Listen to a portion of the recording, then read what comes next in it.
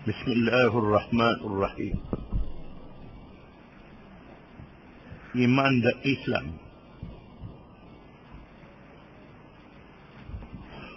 tersebut di dalam hadis sabda Rasulullah sallallahu alaihi wasallam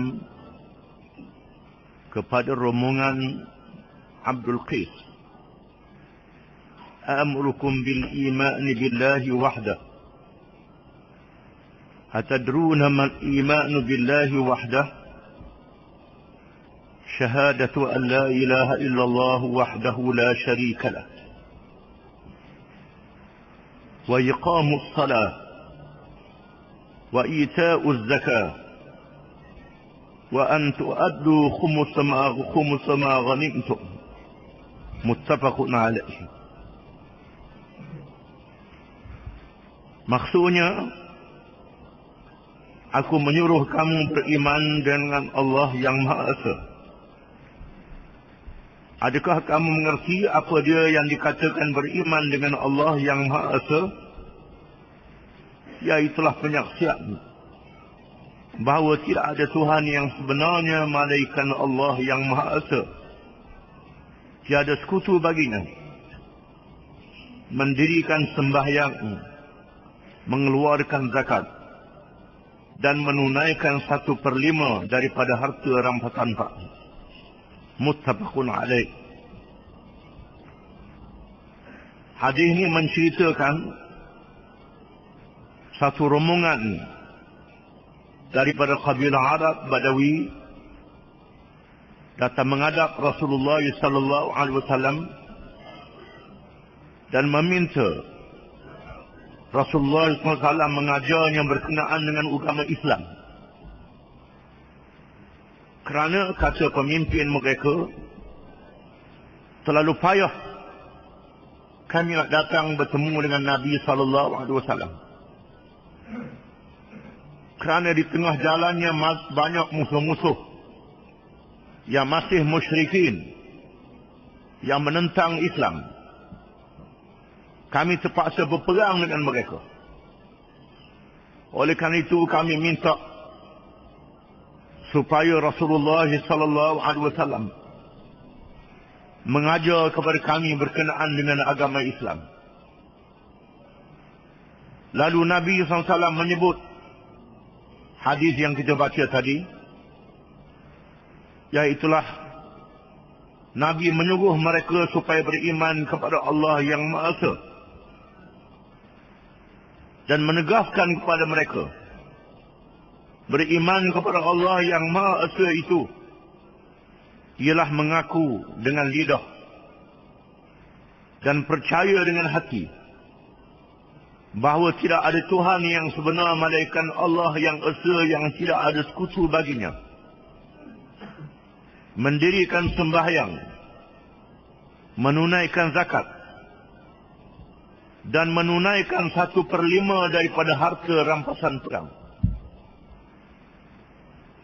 Mengapa hadis ini tidak menyebut rukun iman, tetapi menyebut rukun Islam? Dan rukun Islam yang disebutnya tak cukup. Tidak ada di dalamnya puasa Ramadan, tidak ada di dalam mengerjakan haji, dan ditambah supaya menunaikan 1/5 daripada harta rampasan perang. Hadis ini menunjukkan ucapan Nabi SAW kepada mereka yang khusus, yang telah beriman dengan rukun iman sepenuhnya, sehingga sanggup berjihad dan berjuang untuk menegakkan agama Islam dengan harta benda dan jiwa raga mereka. Mengikut satu riwayat yang lain, disebut di dalamnya wasaum Ramadan, dan berpuasa di bulan Ramadan. Dan ulama mengatakan mengapa tidak disebut haji di dalam hadis ini, kerana mereka datang menghadap Nabi sallallahu alaihi wasallam ketika haji belum lagi diwajibkan. Belum lagi turunnya ayat yang menyatakan wajibnya haji. Kerana mereka datang sebelum Nabi menunaikan haji wada'. Sebelum Nabi SAW menerima perintah bahawa haji diwajibkan. Hadis ini memberi faham kepada kita betapa adanya hubungan yang erat di antara iman dan Islam. Di mana Islam itu sendiri menjadi salah satu prinsip iman. Dan iman itu pula dilahirkan dengan Islam secara amali, yakni secara amalan. Dengan iqrar syahadah, mengerjakan ibadah dan melaksanakan hukum syariat dalam semua perkara. Berimannya seseorang itu ialah dengan kepercayaan yang menjadi akidah tanpa syak dan waham, dengan rukun-rukun iman. Dan Islamnya seseorang itu ialah dengan pengakuan serta amalan yang menjadi tanda kepada kita. Namun begitu sekiranya berlaku iqrar syahadat dan menunaikan fardu, sedangkan hatinya tidak ada kepercayaan atau ragu-ragu atau tidak memperakui akan hukum-hukum Allah, maka seseorang itu dihukum tidak beriman, walaupun masih dinamakan Islam. Sebagaimana yang berlaku kepada setengah orang-orang Badui di zaman Rasulullah SAW. Menunjukkan walaupun rukun iman dan Islam disebut secara berasingan, tetapi iman dan Islam tidak boleh dipisahkan. Barang siapa yang menolak rukun iman bermakna dia tidak Islam. Barang siapa yang menolak rukun Islam bermakna dia tidak beriman. Tiap-tiap satu rukun Islam itu adalah berkait dengan iman. Seseorang yang mengucap dengan dua kalimah syahadah, berikrar dengan lidah saja, tiba-tiba hatinya tak percaya dengan dua kalimah syahadah, maka dia tidak beriman. Ataupun dia bercakap dengan cakap-cakap yang menunjukkan dia syok dan ragu kepada dua kalimah syahadah, maka dia tidak beriman dan tidak Islam. Begitulah, walaupun disebut dalam hadis ini mendirikan sembahyang. Mendirikan sembahyang adalah rukun Islam. Barang siapa yang mengatakan sembahyang 5 waktu tidak wajib, bermakna dia tidak Islam dan tidak beriman juga. Ataupun dia menafikan mana-mana rukun sembahyang yang diwajibkan oleh Nabi SAW. Dengan dia mengatakan tak payah sembahyang, ada baca Quran pada qiyam, rokok, sujud, pakai niat dengan hati saja, maka kafir, imannya tidak sah. Sebagaimana yang mereka memakai ilmu batin, ilmu yang bercanggah dengan ajaran Islam yang dibawa oleh Nabi Muhammad SAW. Walaupun iman itu dalam hati, hendaklah dikatakan oleh amalan dan perbuatan. Sekira amalan dan perbuatan itu tidak ada, menunjukkan bahawa tidak ada iman di dalam dirinya. Sebagaimana mereka yang mengatakan sembahyang tidak wajib, ataupun sembahyang dengan cara yang lain daripada yang diajar oleh Nabi SAW. Begitu juga dengan mengeluarkan zakat.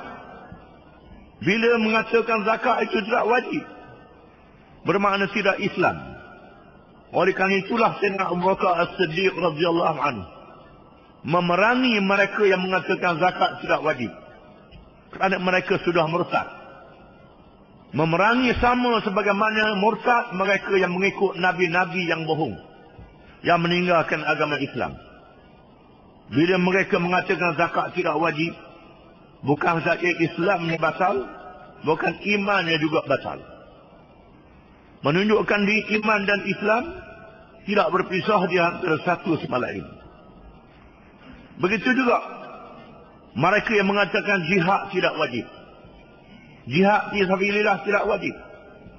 Hadis ini menyebut wa an tu'addu khumus ma ghanimtum, dan bahawa kamu hendaklah menunaikan 1/5 daripada ghanimah, daripada harta rampasan perang. harta rampasan perang yang diambil daripada orang kafir melalui peperangan tidak boleh diambil begitu sahaja. Hendaklah mengikut hukum syarak, mengikut hukum fiqh. Semua amalan Islam ada fiqh. Bukan saja ambil semayang mengikut fiqh. Semayang ada fiqhnya, fiqh semayang, fiqh ibadat. Bernikah kahwin ada fiqh munakahat. Berniaga bercocok tanam ada fiqh muamalat. Undang-undang ada fiqh jinayat. Fiqh jihad juga ada. Hendaklah berjihad mengikut hukum fiqh. Jangan berjihad ikut suka aja. Di antara hukum fiqh yang ada dalam jihad itu ialah harta rampasan yang boleh alih, yang diambil daripada orang yang bukan Islam. Hendaklah dibahagi 5. Dibahagi 5 sakit dengan ayat Quran menyatakan hendaklah dibahagi 5. Di mana 1/5 daripadanya dikendalikan oleh ketua pasukan atau dikendalikan oleh kerajaan Islam.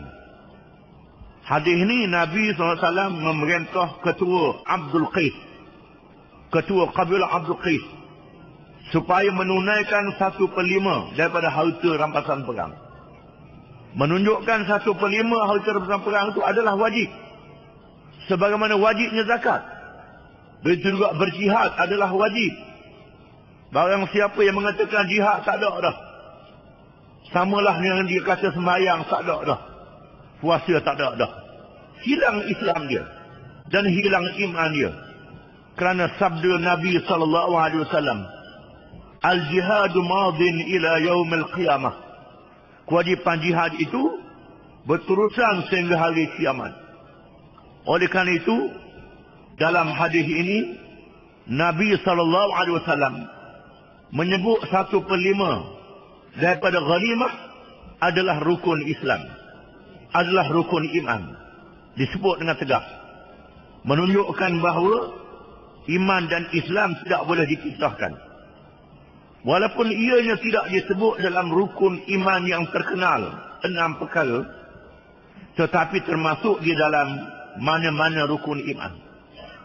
Barang siapa yang menolak Islam, bermakna dia tak percaya kepada Allah, tak percaya kepada Rasul, termasuk Rasulullah SAW dan Rasul-Rasul yang lain.